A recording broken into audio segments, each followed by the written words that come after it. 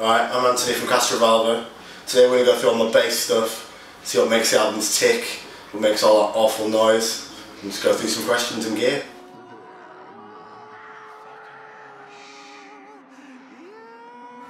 Right.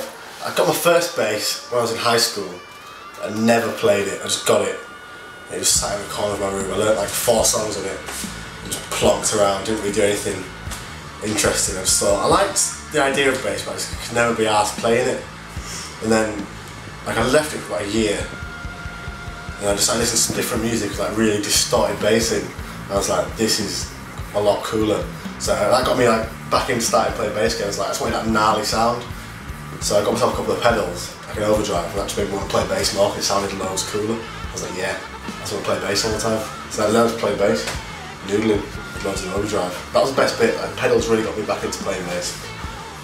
But now I'm really into cleaning everything.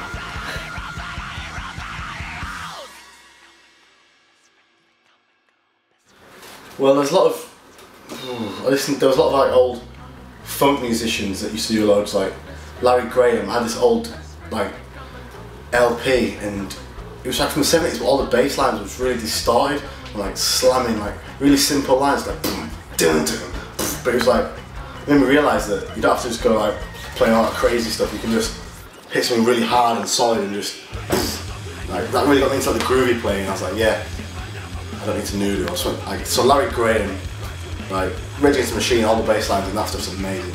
And like Quan, who plays for the Mars Volta, that guy just do some crazy stuff with effects, and just his playing is so solid. It's just amazing. So I reckon.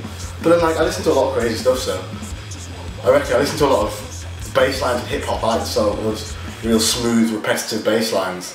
So when I'm listening, when I'm getting ideas and listening to stuff, I usually listen to a lot of crazy hip hop, because they have like, you'll find loads of weird synthy bass lines.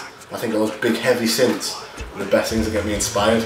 I listen to a lot of old production and just stuff like that, anything really. Or even like guitar lines, and weird effects and anything. Loads of keyboard music as well, because I use all the crazy effects, so anything that gets me inspired for bass.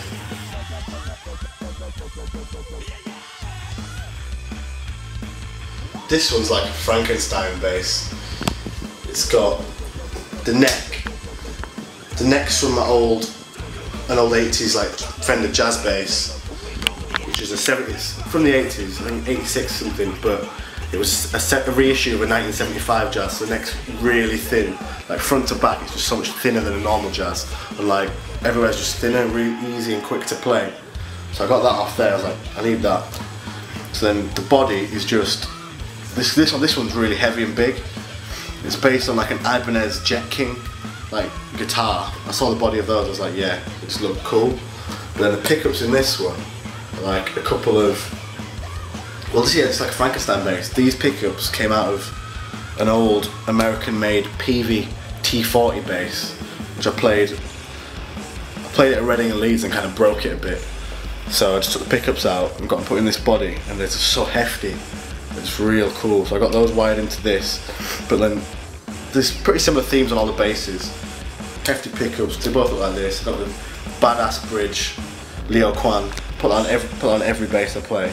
Get the badass bridge on, badass 2, direct replacement to Fender bridge. It's just I don't know. People say they don't do anything, but I think like everything feels more solid. They're really heavy as well, so they add sustain, everything. They're just cool. So that's it. I always use the same Ernie ball strings, hefty pickups, Jet King look. This one's white. Yeah, got the block inlays, rosewood board. I've got to have a white binding, make it real vintage looking. I like a real vintage looking bass.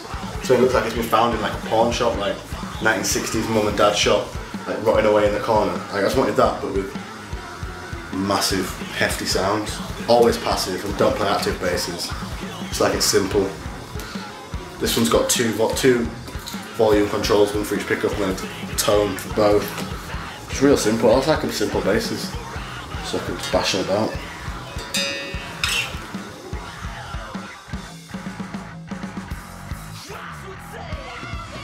This is my main bass. It's made by a guy called Schuker, somewhere near Sheffield. This one, so it's like, this one's also modelled off an Ibanez Jet King. This one's in black. The body on this one compared to the white one is a lot smaller and lighter. Pickups in this, like, I can't remember who makes them, like two single coil pickups. I think they're made by Wizard Pickups, somewhere in England. They're so heavy, like hefty, pretty massive sounding for single coils. I used to never really play with single coils, I thought they were a bit too thin, but these are real hefty. Then I've got a little button here that takes them in, puts them in series or in parallel. So I run them in series so it gets them sound a bit heavier. So I don't really know what it's doing, but it sounds heavier. This one's real simple, it's got one volume knob. Always both. It's got some more controls inside, but I don't mess with them. Just have them set full tone and everything. So it's real simple. I put some nice swells on it, volume swells. Nice, same pick as the other one. Badass bridge again. The one thing, same on every bass. Gotta have the badass bridge. Leo Quan, badass too. This neck is exactly the same measurements as the Fender neck on the other bass. This was modelled after that neck. It's just the same, looks exactly the same. The other one looks a bit older, darker woods, but basically the same. Exactly, it's just the same. Just a smaller version, a bit lighter. Got a bit more mids to it than the other one. The other one's a bit more pure bass. It's pretty solid though. I've put it through its paces, but it's pretty cool. Definitely one of the best bass I've ever played. Not want anything else. This is just the main #1. Custom made. Whoa!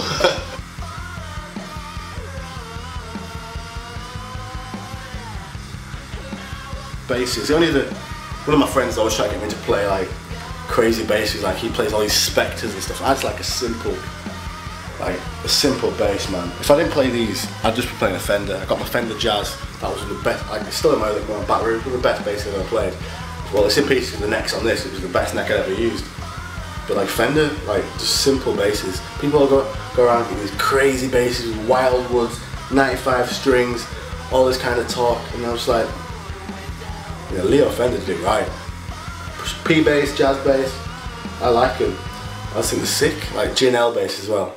There's like G&L, I think it's the Assat or the L2000. They're sick basses.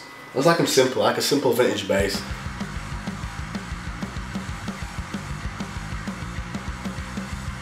Obviously, yeah, the stuff that makes the bass sound the best. The real secrets to the tone.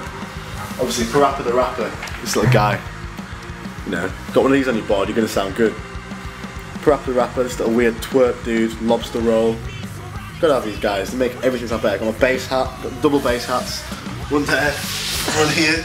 Gotta have the 2 bass hats. That's the real secret. If you don't have this stuff, your band's gonna sound worse. It's the little trinkets, man. You need the little, like, good luck charms. You need the weird. Could have Drew's face down here. If you don't have Drew looking over you while you're playing, you know, you're not gonna sound good. So what else have I got? Hats. There's hats everywhere, man. Hats all over my gear. Just hats. I live a life surrounded by hats. Could have the Boglin. He's always there. He's little eyes. Could have him. You know, otherwise you're gonna sound rubbish.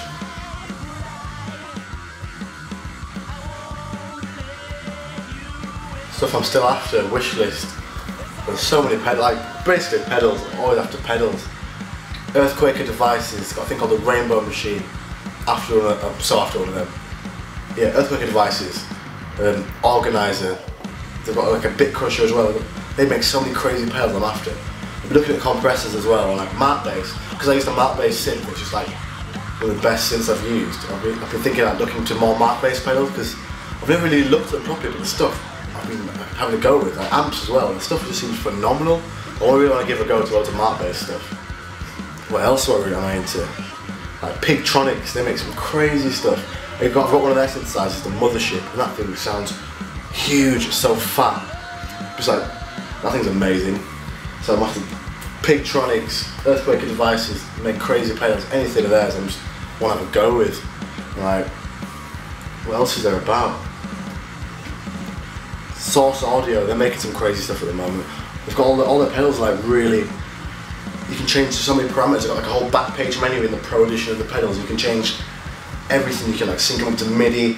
You can do all sorts of crazy LFO stuff. It's wild stuff, man. But then like Boss have been making some solid stuff.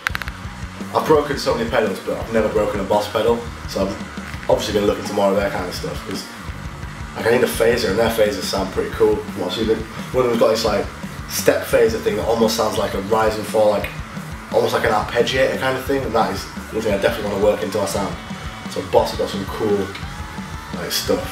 And obviously Orange, I've got the bass Terror, got the 500 watt, definitely gunning for the 1000 watt. But that's like the best amp I've ever played through. It's so loud, solid. It's just because we like it's definitely like stood up to like its thing. Orange man, Terror bass. This thing, it's just the best bass amp I've ever used. Orange are they're kicking out some fucking hefty stuff at the moment. It's just loud. It's loud and small. I used to go through a full valve Ampeg. I used to be a pure valve purist, all valves all the time. That's like solid state. Got a couple of preamp valves in it. I was like, whoa, this sounds huge. It sounds loud. Why was I carrying on a lot of the stuff? I mean, I love my Ampeg. Don't get me wrong. I'd love to have some of their stuff, but it's just, you know, starving at the moment. What else is there? Yeah, Ampeg Orange, Line 6 makes some cool spells. I'm really after the Line 6, I've got the M5, I'm really after the Line 6 M9, that thing's cool. Basically, I like to just cycle through gear, I like to just play with everything, I just love like basses. One of my friends always try to get me to play like crazy basses, like he plays all these Spectres and stuff. I just like a simple bass, man. If I didn't play these, I'd just be playing a Fender. I got my Fender Jazz. That was the best. Like, it's still in my back room. The best bass I've ever played. Well, it's in pieces with the necks on this. It was the best neck I'd ever used. But like Fender, like just simple basses. People go around getting these crazy basses, wild woods, 95 strings, all this kind of talk, and I was like, you know, Leo Fender did it right.